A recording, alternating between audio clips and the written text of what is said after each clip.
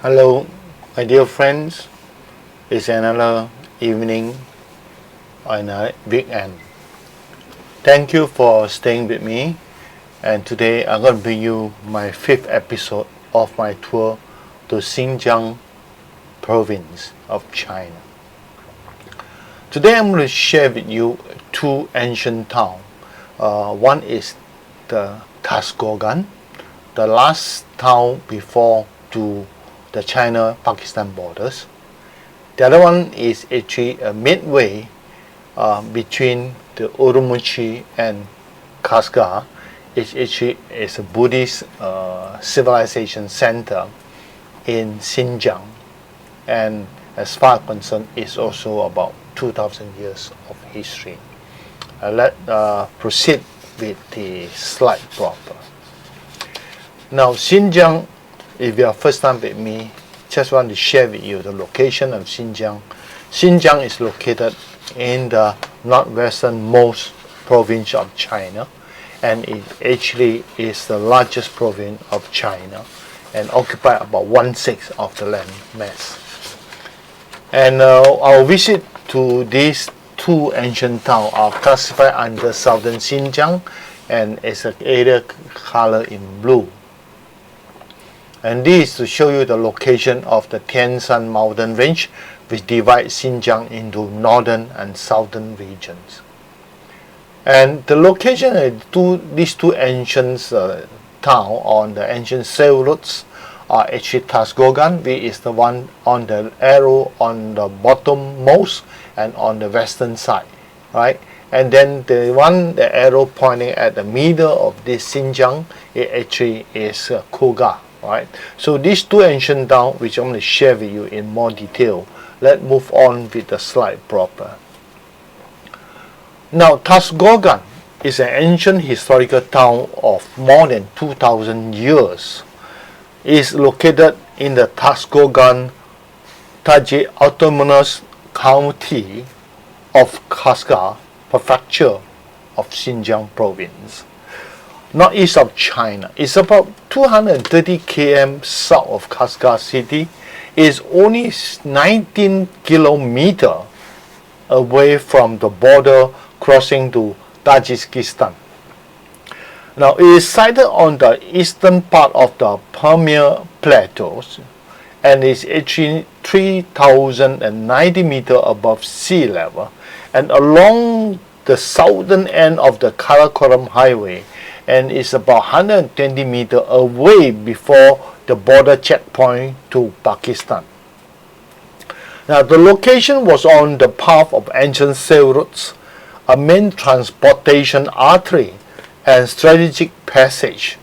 It is the only county in China that border to three nations, that is Tajikistan, Afghanistan, and Pakistan.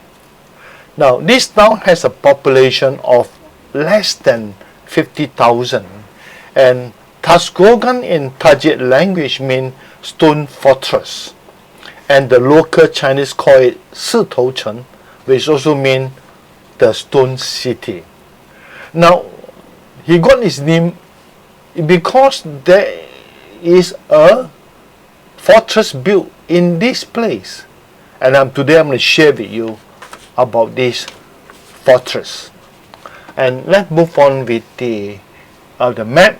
You look at the map now. We have the Karakoram Highway on the left side, and then on the right side we have two circles that covering red and green. The red one refer to the stone castle, and then the green area, the green circle, will cover the grassland. Both of them I'm going to share with you today in this episode. And the entrance point of this castle is right at the bottommost, and of course we can exit from the top. Right, then literally we are actually enter from the bottom, travel all the way in this stone city. Finally, we exit from another end, and then whereby we are fronting the grassland. Now, this town houses an ancient earthen fort believed to have been built more than 2,000 years ago, stood above a small hill overseeing a magnificent grassland. The name of this grassland is called Adler Grassland, or sometimes also known as the Golden Grassland. This is the entrance point that I showed you just now. We actually have to go through from this main entrance to visit this stone castle. And this is one of the exit point of the stone castle, the pathway. This is a view further away.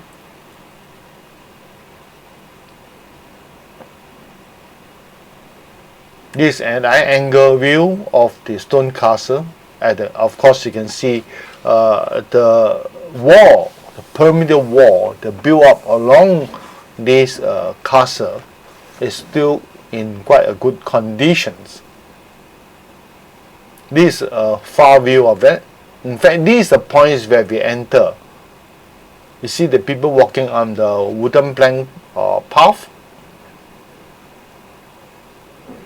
And when we are up in this stone castle, then you have a great chance to oversee this Adler grassland. Most of the structures in this stone castle have actually been damaged. It's actually arranged, but then at the same time we still found some more intact. These are the few areas that we found that you still can see the shape of the castle wall.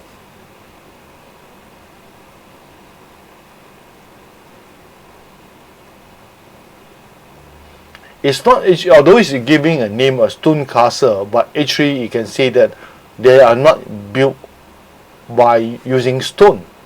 They are strictly using clay or mud.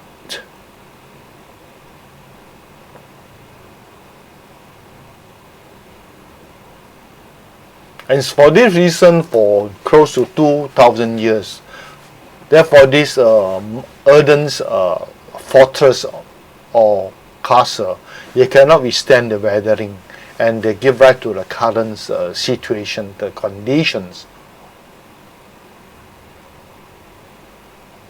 And it's just next to a mountain range, so we could have a very good view of the mountain range nearby. Although the weather is a bit cloudy and misty, but it does give quite a good scenery as far as I'm concerned. I like some of these images taken during my visit to the stone castle.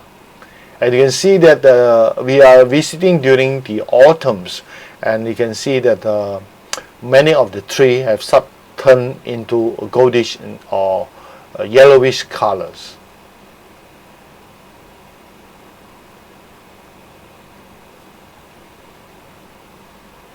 More view of around the stone castle.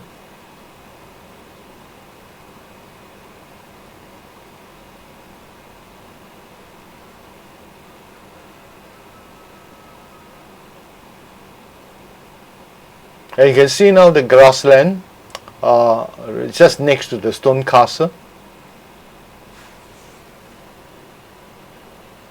Some of the perimeter walls still remain. Surrounding scene.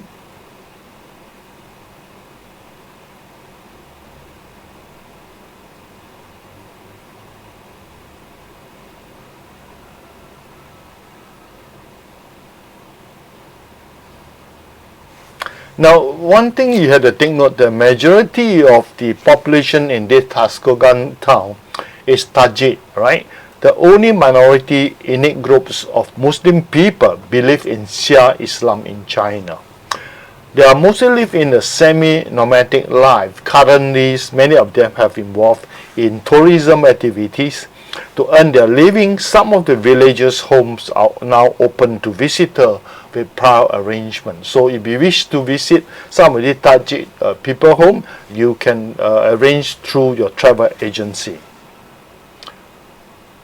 And the Tajik people in China speak a different languages from those in Tajikistan, because most people would have mistaken that because of the name Tajik, and they thought that is anything to relate to the neighboring nation we call Tajikistan. It's not the case. In fact, these Tajik people in China are actually of Iranian origin, and their language is of indigenous Eastern Iranian primary language, which is also known as Sari Koli and Wahi dialects. Now, to distinguish the difference, they are generally referred as primary Tajik because they are in the Pamir Plateau. So you can see these are the scenes around this stone castle.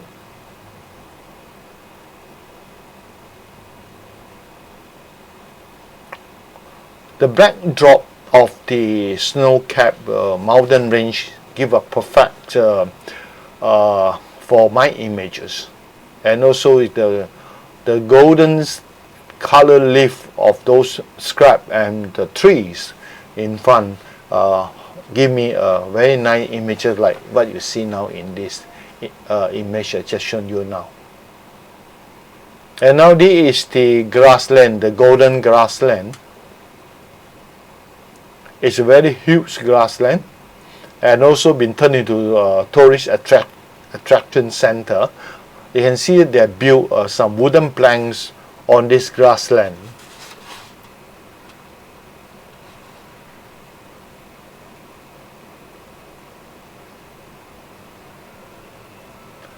We did not really walk into this grassland because we have not allocated the time for that. But we can oversee the grassland from the stone castle above.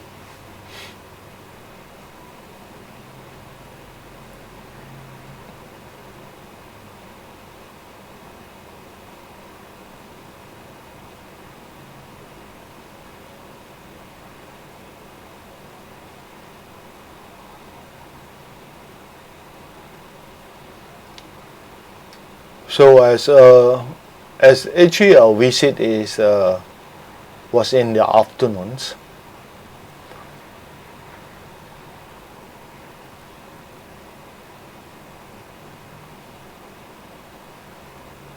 I like the moody scene like these images.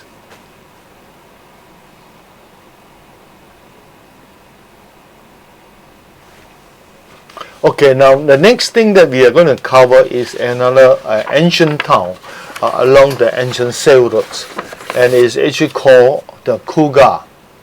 Right? Now, Kuqa, also known as Kocha or Kucha, right? A historical Buddhist kingdom. Remember the word Buddhist kingdom. It's actually a town located along the ancient sail routes in Kucha County of Aksu Prefectures of Xinjiang province. And it actually is the second largest town in Aksu Prefecture with a population of about 500,000. That was in 2015. Geographically, it is located south of Muza River and south of Tianshan mountain range. At northern portion of the Tarim Basin, which housed the Taklama Kan deserts. Now, Kuqa has a continental climate, desert climates. It is wet and extremely hot during the summer, and cold and dry during the winter, with vast temperature difference between the day and night. So when you visit there, please make sure bring along your clothing, warm clothing, because the temperature can drop during a cloudy days. Now, this town sited next to a large oil and gas field and coal reserve automatically turned Kuqa into an oil and gas town, and that is how the population in this town was built up. Now, being the crossroad of cultures from India, Persia, Thrace, Greece, and China, thus Kuqa is one of the famous regions in Aksu Prefecture in terms of history and culture with many cultural relics and historical sites. Also an ancient town, tourism is growing rapidly.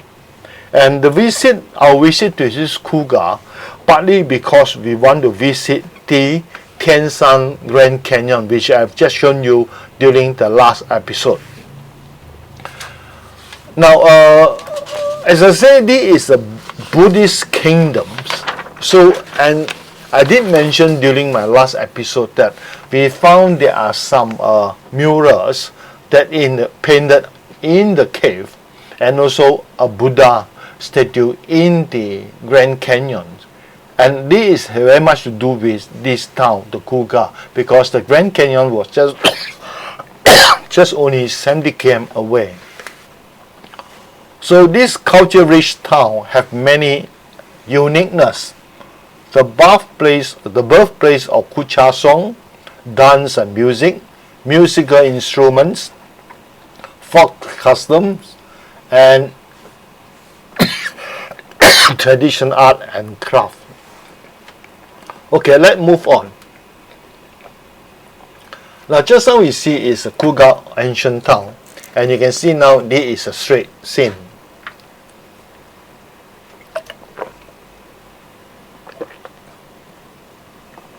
It's quite a peaceful town, and you can see that actually I was very impressed by the wooden building architecture. The facade of this ancient town, the wooden building, are very, very fascinating and beautiful.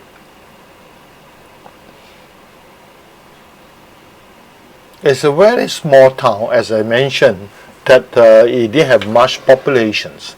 You have a very small populations of about 50,000 people only. Sorry, it's a 500,000 populations.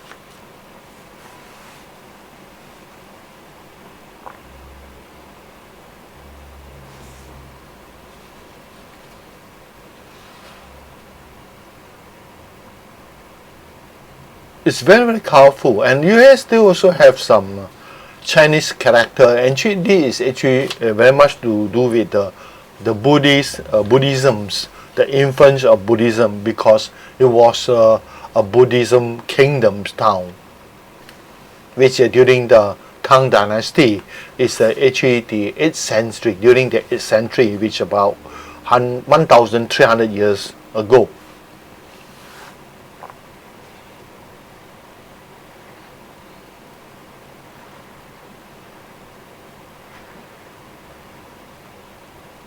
And then by strolling around in this ancient Kuqa district, we realize actually you can find quite a number of shops that actually using traditional method producing the Uyghur's bread, the Naan.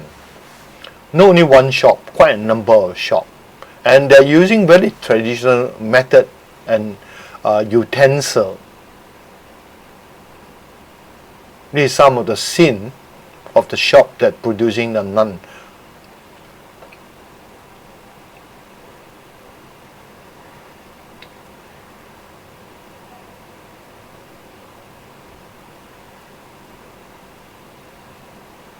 We did not find any other type of food around except the Naan. At the same time, we found some shop are actually selling the kebab. And look like most people eating the Naan together with kebab are the main source of the food, main basic food for the local. This is a shop that selling the lamb kebab. They're using the traditional utensils. This is how they're using the traditional methods to producing the Naan. The oven is right on the floor, on the ground. You can see from this image. They place it exteriorly.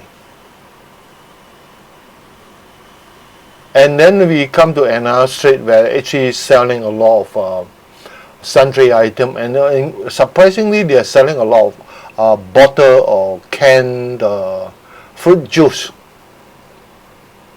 I think it's all grass border. And then we come finally to another mosque that's called Grand Kuqa Mosque. Now, Grand Kuqa Mosque, also known as Kuqa Dashi is in Chinese language, is located in the old town district of Kuqa. The current mosque building has approximately 100 years of age, rebuilt in 1923 after a blast burned down. Now, it has been regarded as the second largest mosque in China after the Uyghur Mosque in Kashgar. It's also one of the very few mosques in China that house a religious and judicial institution within the mosque compound.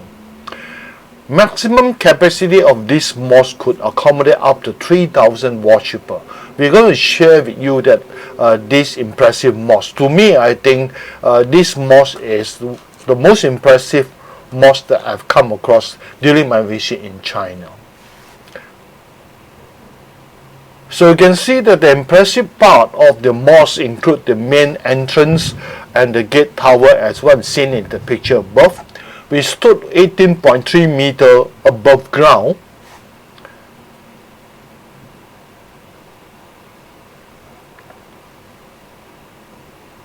Complete built of bricks. This is a minaret.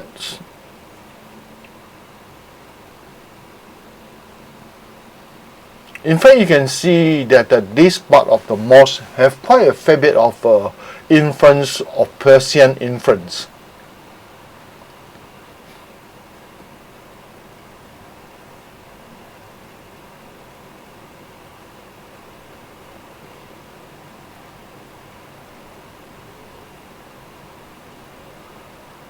The building within the mosque compound, the domes, we shall see the interior of this dome, of how it's constructed. The mosque actually have made of two main building material, the timbers and also the brick. And this is the timbers prayer hall, the wooden structures.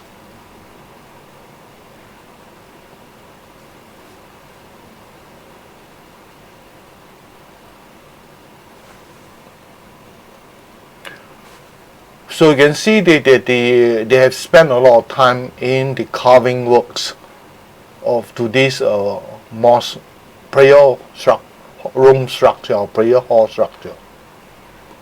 And internally, now in the prayer hall, the 88 well-crafted wooden pillar or columns with Islamic characters and pattern and a colorful ceiling structure above are very eye-catching and beautiful, and I will regard that it is one of the best mosques I have visited in China.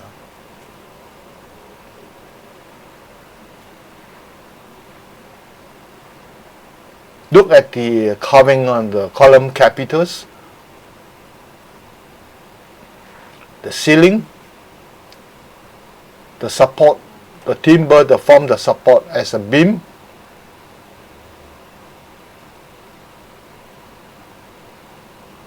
More view of the interior part of this mosque. This is exactly the lookup of the ceiling, one of the main section of the ceiling.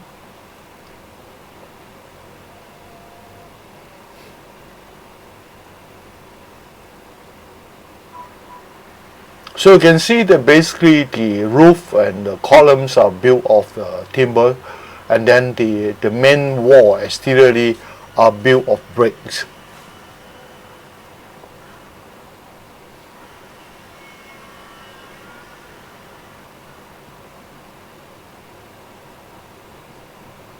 It's considered quite a large mosque. As I said earlier, it's the second largest mosque in China.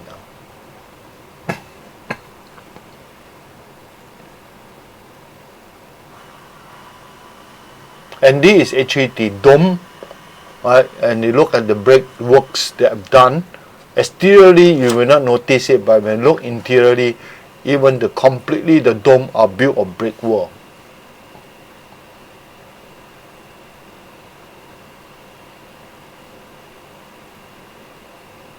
And this actually the religious judicious rooms or house is where they conduct the Sharia court.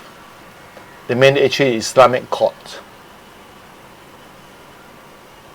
Exteriorly, they still have some wooden gate. And this has to show the aging of this mosque. How old is it?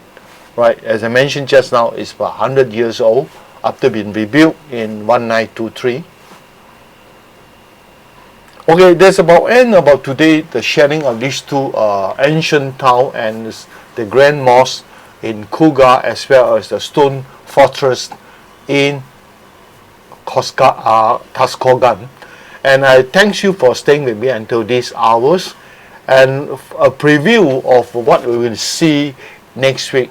Next week we are going to bring you to three very interesting places, but these three places are actually along the Tarim River, and it's a very scenic spot. I will not disclose much, but please stay tuned. It is the last episode of my journey to Southern Xinjiang. Thereafter, I'm going to move on to another new nations in week after next week. So please stay safe, stay strong, and hope to see you again in this coming weeks. And bye. See you then.